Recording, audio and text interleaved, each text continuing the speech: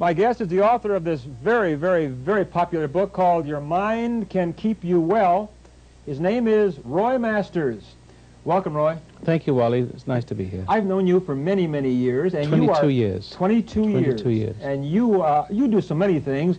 You're an author. Yes. And you're a lecturer. And you're a very popular radio talk show host, heard around the country in practically all the top markets. Yeah. And you really say what you think, like I do. Well, this is America, isn't it? That's right. But a lot I of never people could do that anywhere else. That's right. I want to ask you this, Roy. As you know, I am a staunch defender, one of the few, probably the only staunch defender of our president, Ronald Reagan. He's been under constant attack practically since the day he took office. How do you feel about the kind of attacks that he's under now? Well, you see, I've never been into politics. You understand, I'm not a political animal. Right. But this one time, since President Reagan took office, and before he took office, I lauded his virtues. But this time, because I see that the country is in such a terrible danger, that this is like a savior of America, rising in an hour of need, like the Israelites. And, of course, this is the first time I've ever had any outspoken political feelings. Mm-hmm. Actually, I don't feel political. I just see a good man. Yeah. Just like if I see Hitler as a bad man. And whenever you have men who stand for issues like Hitler stands for wickedness, Reagan stands for something good, that means that people will rally around the flag. Say all the bad people hate Hitler, and love Hitler, and all the bad people hate Reagan. Mm-hmm. Anybody who doesn't like our president is either mentally incompetent, downright evil, on welfare, or a flaming liberal. Oh, listen, I could not have said that any better. In fact, you said it right on the button. A traitor to everything that this country stands for. And I have an absolute contempt for liberals because whenever you see people like Tip O'Neill rising out of the pit, see, we call them liberals, yes, but they're the seducers of countries. Ah. They cater and pander to the worst in human nature. They cultivate an electorate, so they come to power, and they rob the working man of his future, and give it to the people who won't work. Right. So, you know, I have to think twice before I have a child. For the people who live on welfare, perpetually on welfare, who are administered to by their gurus of welfare, the liberals. Ah, yes. See, they don't have to care about how many children they have. They can have 12, 15 kids, and they don't even know who their fathers are. There's no love in the home. And they grow up to be lazy, good-for-nothing bums. You see, Roy, this is what I've been talking about also, is welfare fraud. Now, I don't ever think that we should hold back help to the truly needy. But it's not, you see, the truly needy is not the interest of the liberal. The liberal is interested in power. Ah. The liberal is like a wicked mother who seduces her children from a father's love, for the glory. So she spoils those children to love her, and turns the children against the father. Now the liberal will also turn the children, us children, against the father, against his country, because they want power. Yeah. See, no matter what. No matter what. They're not really interested in being good, because really being good solves problems. Goodness knows how much to give and how much to hold back. You see, this is what bothers me so much. We finally have a man who is good, who really is... He knows what goodness is, but he threatens everybody. Right, and he looks at our problems head on and says, here's what we have to do. His answers are correct, and they won't let him do it. They're common sense, but you have to understand, in every society, there are arch enemies of democracy. Democracy is the closest thing. A republic, as we have, is close to the kind of democracy I have in mind. But it's the closest thing to heaven on earth. Yeah, that's right. It really is. Right. A dictatorship, something else. Yes. That's for the beast man, the devil's pawn, so to speak. But a democracy is the closest thing to heaven on earth. And the people of a democracy could transcend even the laws of the country if they could find the laws of God in their hearts. See, the laws are only to keep the bad people from getting to the good people. But there are forces within every society that are always working against the good to set up a hell on earth. Yeah. And if you look around the world in 2,000 years of human progress, you don't see much. You have a democracy, it rises, and pretty soon it becomes corrupted. Slowly it becomes eaten away, and pretty soon you have a dictatorship again. I'm going to ask you this, Roy. speaking about the attacks on the president, they're now, of course, blaming him. I didn't really completely. answer your question, did I? Yes, you did. Yes, you did. What about the unemployment problem? They're blaming the president completely for this. How do you look at this? Well, if you have any common sense, remember, I said there are certain people in the world who will create problems and blame other people for it.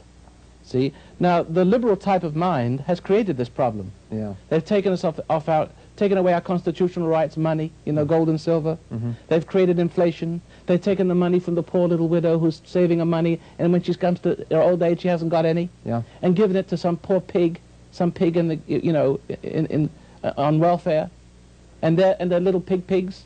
Mm-hmm. You know, they produce pigs, and each pig produces another pig. So, the welfare system, the bleeding heart attitude towards the weak and the wily and the selfish, that is part of our great problem of this country. Right. I have been extremely concerned, Roy, and first of all, I want to make extremely clear, we're talking about people on welfare. I don't want anybody out there to think that if a family really is in need, a safety that they net. shouldn't be helped. Temporarily. Yeah. However, but not permanently on welfare. However, but it's the people who are trying to make it a career, a lifestyle to live, and those who really are able to work and still on welfare, these are the ones that we're talking about. The biggest enemy of America is not so much Russia, but it's the kind of people, there are 80 million people, that was the last statistic I heard, who are on welfare. Yeah. I mean, and there's only 70 million workers. Right. There's one worker working for somebody who isn't. Mm-hmm. You see, so that's a very dangerous situation. Okay. It's draining the economy. We can't defend that. We haven't got money for defense or Right. anything like that. I have been extremely concerned, and I know you are, because I hear you on your program, about the decline of morality in America. Comment on that, Roy. Well, why is it happening? Well, because America is founded, the whole system is founded on morality. And when there are forces, as I said a few moments ago, that are always undermining the structure of a democratic moral society. Mm-hmm. Because there are only two forces in the world, good and evil. Yeah. And if you have moral laws, as the Constitution of the United States is moral. That's right. And the people who are good are protected from the people who are bad. But the people who are bad are always undermining, trying to change, weaseling their ways into positions of power, of authority, through seduction and crafty means. Mm-hmm. And we have to learn. See, the trouble is we have never really had the proper instruction in our schools. We've never had proper instruction in our homes, in our churches. I mean, morality is not just good behavior, like being in a straitjacket. Morality is really understanding the tricks of how, seeing through people so they don't get into public office, not being fooled by them. Right, right. Because you see, if we're easily fooled, it's because we want to be fooled. Just like when you get married, you get fooled, because you want to be fooled. Every man has a woman who's a little more selfish than himself, you see, and then he wakes up one morning and he finds he's not in charge, she is. And a politician is the same way. And we don't understand our basic weaknesses, and until we get instruction in our schools, in our churches, in our homes, to what morality really is, learning not to get angry and resentful and upset, not learning to... Well, I got one little rule of thumb, if I can share it with you. In a few moments that I have on this program, I can really tell you what morality is. Okay. It's cleaving to what you know, never doubting what you know is right in your heart. Because wicked people will always make you doubt yourself and make you believe in them. It's like a psychic jujitsu. They make you doubt, and then you think, well, guilty, maybe he's right, I'm wrong. And they do it by two things. Stroking your ego, so you say, oh, he can't be so bad, he likes me. See? Or making you angry, so you get upset away from your reason. Because when you get upset, he gets inside you. And then pretty soon, you have lost your ability to resist him with grace. We're going to have to stop right there, but you have some wonderful thoughts, Roy. And we're going to have Roy back on, because we can talk about hundreds. I got a whole list of things that I wanted to talk about with Roy, so we'll have you back on again. Thank you very much. Right now, stay with us, because David Kennedy is going to join me in a moment, and we'll get into the mailbag, so stay with us. Thank you very much. Thank you, Roy. Thank you.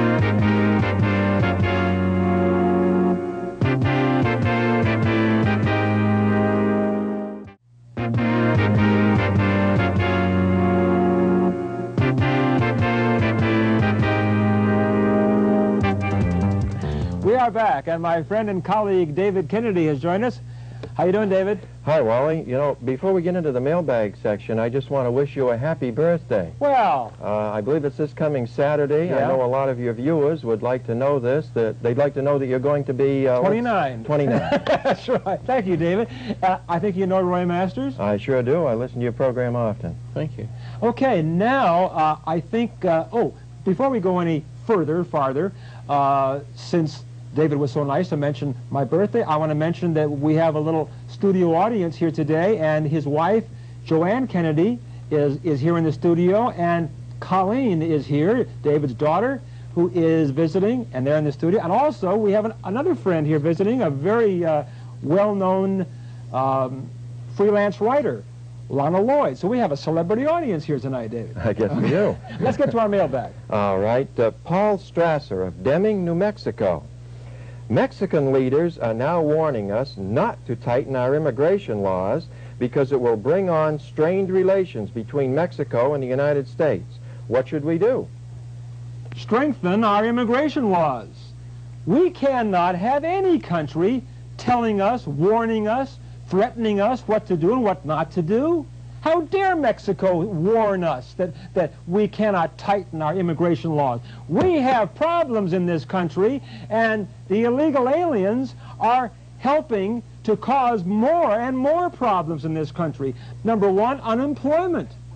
I mean, the illegal aliens are coming across the border here, taking jobs from our own citizens. And our citizens are too lazy to work. What do you say? Well, those citizens that they take the jobs from, they're too lazy to work. They'd rather be on welfare. You really think so? Okay. Listen, all those people on welfare, they could go out to the fields and work just like the Mexicans can, but they won't. I want to find out. All right. Welfare. All right. How do you feel about that, David? That's exactly what I was going to say, Wally. I certainly agree with you that we should not knuckle under to every demand that is made upon us.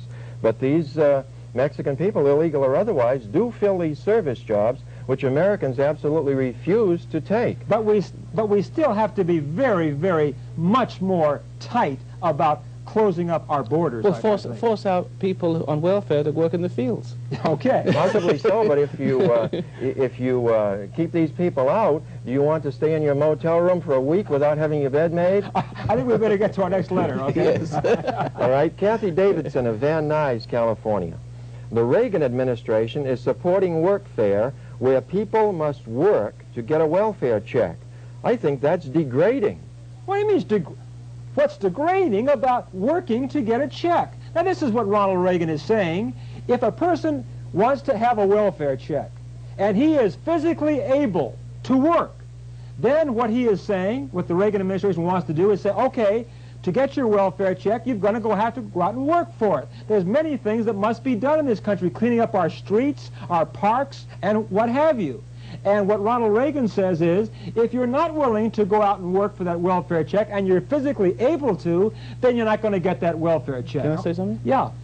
Not working and getting a check is degrading. Exactly. Nothing does more psychological damage than it's like spoiling your children.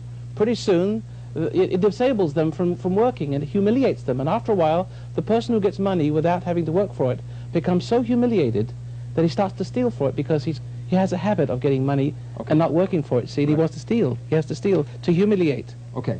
I think that's all the time we have, Tony. Is that correct? Okay. Thank you very much. We had a couple more questions to go here, but we were talking quite a bit on that first question. Keep those letters coming in. We do want to hear from you. We love to get your questions and your comments.